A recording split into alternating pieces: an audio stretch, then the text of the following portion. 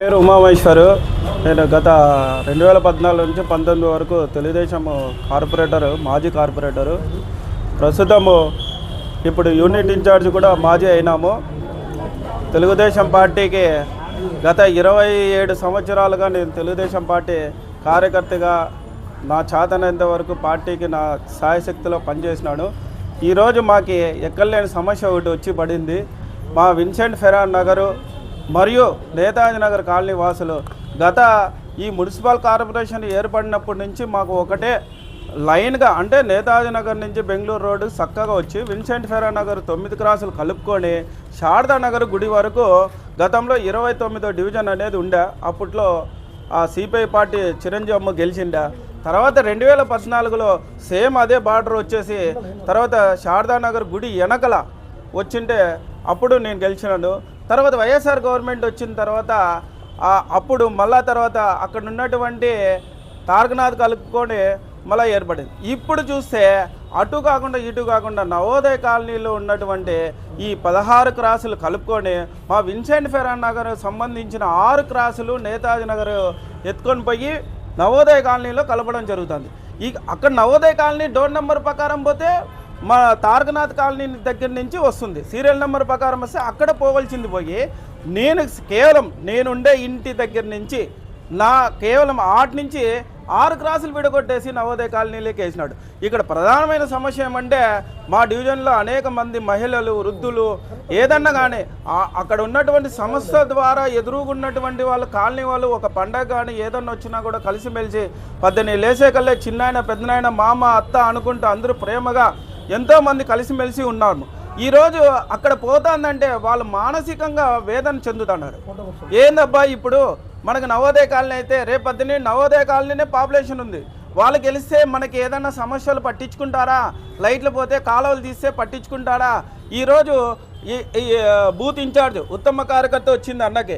ఈరోజు ఆ రోజు మేము భవిష్యత్తు గారింటి ఇంటింటికి పోయేటప్పుడు మమ్మల్ని చూసి ఓట్లేసి ఈరోజు అదే అనంతపురం ఎమ్మెల్యేకి 527 ఓట్లు మెజార్టీ వచ్చింది.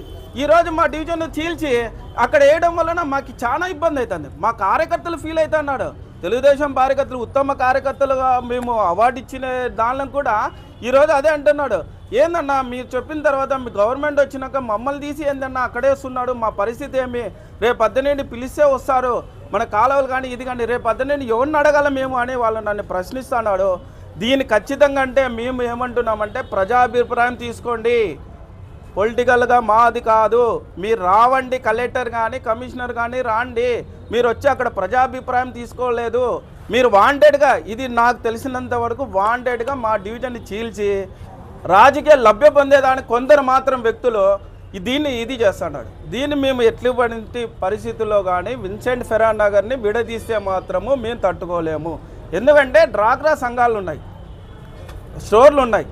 18 లేసే కల్లే ఏదన్నా కానీ ముడిపడి ఉంది. ప్రజలకి ఎంతో ఆడ అనుబంధంతో ముడిపడింది. అక్కడ పోతే ఎవరిని అడుగుతాడు? ఎవరైనా కానీ ఇప్పుడు బార్డర్ అంటే ఈ కాలంలో ఎట్లుందంటే కార్పొరేటర్లు గెలిచిన తర్వాత పాకిస్తాన్ బార్డర్ అవతలకు వస్తే గన్ను తీసుకొని కాల్చినట్లు విధంగా ఉన్నారు కార్పొరేటర్లు కూడా. మా డివిజన్లోకి వచ్చి నువ్వేం చేసేది అనేటట్టుగా అవతల కార్పొరేటర్ అంటాడు, యువతలు అంటాడు. గేరు దాటిన తర్వాత ఇది ఎక్కడో ఉన్నటువంటి నవోదయ కాలనీ శ్మశానం అవతలు ఉండేదాన్ని, యువతల శ్మశానం అవతల యువతల రోడ్డు కాక మళ్ళీ బెంగళూరు ఆడి ఎక్కడ ఆర్డీటీ ఆఫీస్ దగ్గర ఉండే కాలనీ, ఎక్కడ నవోదయ కాలనీ ఉండేదాన్ని ఇది విభజించి మీరు న్యాయబద్ధంగా వివరించింటే సరిపోతుంది. మీరు గతంలో తీసుకోండి, ఎన్ని బాటలు ఉన్నాయో నేను ఇస్తాను, మీ దగ్గర లేకపోతే తీసుకోండి. ఈరోజు కమిషనర్ కొత్త, టీబీఓ అని కొత్త, కానీ దీని వెనకల ఎవరో ఉండి వాంటెడ్గా మాకు ఇది చేస్తున్నాడు. చాలా అన్యాయం జరుగుతుంది. మా ప్రజలందరూ అంటున్నారు మేము ఓట్లేసేకే పోము. మా ఓట్లేసే పోతారా? ఓట్లేసే పోమంటున్నారు.